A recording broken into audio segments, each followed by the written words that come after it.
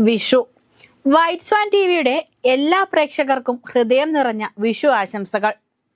ഓണം കഴിഞ്ഞാൽ നാം ഏറ്റവും കൂടുതൽ ആഘോഷിക്കുന്ന ഉത്സവകാലമാണ് വിഷു. കേരളക്കരയുടെ കാർഷികോത്സവവും പുതുവർഷവുമായ വിഷു ഒരു പുതിയ തുടക്കമാണ്.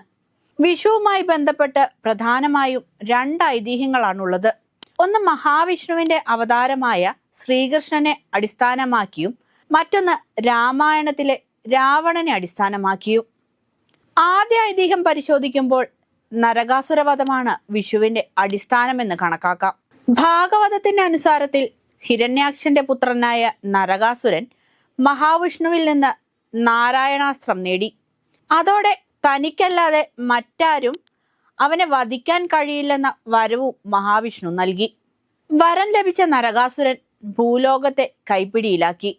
ദേവലോകം ആക്രമിച്ച് അതിഥിയുടെ കുണ്ടലങ്ങളും ഇന്ദ്രന്റെ വെൺകൊറ്റ കുടയും കൈവശപ്പെടുത്തി. ഇന്ദ്രന്റെ അപേക്ഷ പ്രകാരം ഗരുഡാരൂഢനായി സത്യഭാമയുമൊത്ത് ശ്രീകൃഷ്ണൻ നരകാസുരന്റെ രാജതലസ്ഥാനമായ പ്രാഗ്ജ്യോതിയിലേക്ക് വരുന്നു.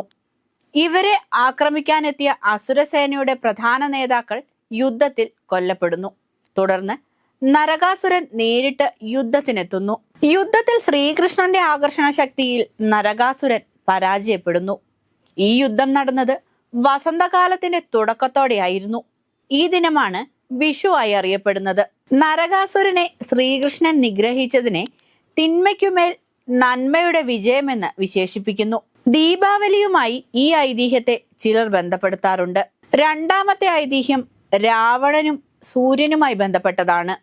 ലങ്കയുടെ രാജാവായിരുന്ന രാവണൻ തന്റെ കൊട്ടാരത്തിന് മുന്നിൽ സൂര്യൻ ഉദിക്കുന്നത് തടഞ്ഞു. ഇതോടെ ജനങ്ങളുടെ ജീവിതം ഇരുണ്ടുപോയി. പിന്നീട് ശ്രീരാമൻ രാവണനെ വധിച്ചതിന് ശേഷം സൂര്യന് ഉദിക്കാൻ സാധിച്ചു. സൂര്യൻ തിരികെ വന്നതോടെ ജനങ്ങൾ വലിയ ആഹ്ലാദത്തിലായി. ഈ ആഹ്ലാദമാണ് പിന്നീട് വിഷുവായി മാറിയതെന്ന ഐതിഹ്യവും നിലനിൽക്കുന്നു. വിഷുക്കണിയും കണിക്കൊന്നയും ഗ്രാമത്തിന്റെ മണവും കൈനീട്ടവും വിഷുസദ്യയും മറ്റും ഏത് യന്ത്രവൽകൃത ലോകത്തിൽ ജീവിച്ചാലും നമ്മുടെ മനസ്സിലുണ്ടാകട്ടെ എന്ന് കവി പാടിവെച്ചതുപോലെ ഏവർക്കും അത്രമേൽ പ്രിയപ്പെട്ടതാണ് വിഷുക്കാലം. കേരളത്തിന്റെ പ്രധാന വിളവെടുപ്പ് ഉത്സവങ്ങളാണ് വിഷുവും ഓണവും. ഓണം വിരിപ്പ് കൃഷിയുമായി ബന്ധപ്പെട്ടതാണെങ്കിൽ വിഷു വേനൽ പച്ചക്കറി വിളകളുമായി ബന്ധപ്പെട്ടാണ് ആചരിക്കുന്നത്. വരാൻ പോകുന്ന ഒരു വർഷത്തെ വിഷു സൂചിപ്പിക്കുന്നു എന്നതിനാൽ വിഷുക്കണിയും വിഷുക്കൈനീട്ടവും പ്രധാനമാണ്. കുടുംബത്തിലെ മുതിർന്ന സ്ത്രീകൾക്കാണ് വിഷുക്കണിയുടെ ചുമതല. അരിയും നെല്ലും പാതി നിറച്ച ഓട്ടുരുളിയിൽ കോടിമുണ്ടും പൊന്നും വാൽക്കണ്ണാടിയും കണിവെള്ളരിയും കണിക്കൊന്നയും പഴുത്ത അടക്കയും വെറ്റിലയും കൺമഷി ചാന്ത് സിന്ദൂരം നാരങ്ങ എന്നിവയും കിഴക്കോട്ട് തിരിയിട്ട് കത്തിച്ച നിലവിളക്കും നാളികേരപ്പാതിയും ശ്രീകൃഷ്ണന്റെ വിഗ്രഹവും വെച്ചാണ് വിഷുക്കണി ഒരുക്കുക. കണിക്കൊന്ന പൂക്കൾ വിഷുക്കണിയിൽ നിർബന്ധമാണ്. വിഷു എന്ന് കേൾക്കുമ്പോൾ ആദ്യം ഓടിയെത്തുന്നത് കണിക്കൊന്നയാണ്. ഫെബ്രുവരി മാസം മുതൽ കേരളത്തിൽ കണിക്കൊന്ന പൂക്കാൻ തുടങ്ങും. കണിക്കൊന്നകളിൽ വിരിയുന്ന മഞ്ഞ പൂക്കളാണ് കേരളത്തിന്റെ സംസ്ഥാന പുഷ്പം. കർണികാരം എന്നും കണിക്കൊന്നയ്ക്ക് പേരുണ്ട്. വിഷുക്കാലത്ത് കേരളത്തിൽ അങ്ങോളം ഇങ്ങോളം പൂത്തുനിൽക്കുന്ന കണിക്കൊന്ന മനോഹരമായ കാഴ്ചയാണ്. ഐശ്വര്യസമ്പൂർണമായ വിഷുക്കണി കണ്ടുണരുമ്പോൾ ഏവരിലും ആനന്ദവും അതിലേറെ ഐശ്വര്യവും പ്രദാനം ചെയ്യുന്നതായി കരുതപ്പെടുന്നു. കണി കാണലാണ് വിഷുവിന്റെ പ്രധാന ചടങ്ങുകളിലൊന്ന്. വീട്ടിലെ ഏറ്റവും മുതിർന്ന സ്ത്രീ രാത്രി കണിയൊരുക്കി ഉറങ്ങാൻ കിടക്കും. പുലർച്ചെ എഴുന്നേറ്റ് സ്വയം കണി കണ്ട് മറ്റുള്ളവരെയും കണി കാണിക്കും. ഉറക്കത്തിൽ നിന്ന് വിളിച്ചുണർത്തി പിറകിൽ നിന്ന് കണ്ണുപൊത്തിക്കൊണ്ടാണ് കണി കാണിക്കുന്നത്.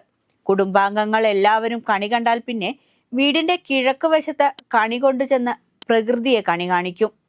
അതിനുശേഷം ഫലവൃക്ഷങ്ങളെയും വീട്ടിലെ മൃഗങ്ങളെയും കണി കാണിക്കുന്നു. കണി കണ്ടതിന് ശേഷം ഗൃഹനാഥന്റെ ചുമതലയാണ് കുടുംബാംഗങ്ങൾക്ക് വിഷുക്കൈനീട്ടം കൊടുക്കുക എന്നത്. പണ്ടൊക്കെ സ്വർണം വെള്ളി എന്നിവയിൽ ഉണ്ടാക്കിയ നാണയങ്ങളായിരുന്നു നൽകിയിരുന്നത്. വരുന്ന വർഷം മുഴുവൻ സമ്പൽ സമൃദ്ധി ഐശ്വര്യം എന്നിവ ഉണ്ടാകട്ടെ എന്ന് അനുഗ്രഹിച്ചുകൊണ്ടാണ് കൈനീട്ടം നൽകുന്നത്. പ്രായമായവർ പ്രായത്തിൽ കുറഞ്ഞവർക്കാണ് സാധാരണ കൈനീട്ടം നൽകുന്നതെങ്കിലും ചില സ്ഥലങ്ങളിൽ പ്രായം കുറഞ്ഞവർ മുതിർന്നവർക്കും കൈനീട്ടം നൽകാറുണ്ട്. വിഷുവിന്റെ ഐതിഹ്യങ്ങളും ആചാര രീതികളും സവിശേഷതകളും ഏറെ വ്യത്യസ്തതകൾ നിറഞ്ഞതാണ്. നമ്മുടെ ഏതൊരു ഉത്സവകാലവും നാടിന്റെ സംസ്കാരവുമായി ഇഴചേർന്നതാണ്. ആ ശ്രേണിയിൽ ഏറ്റവും പ്രധാനപ്പെട്ട ഉത്സവകാലമാണ് വിഷുക്കാലം. ഒരിക്കൽ കൂടി ഞങ്ങളുടെ എല്ലാ പ്രേക്ഷകർക്കും ഹൃദയം നിറഞ്ഞ വിഷു ആശംസകൾ നേരുന്നു.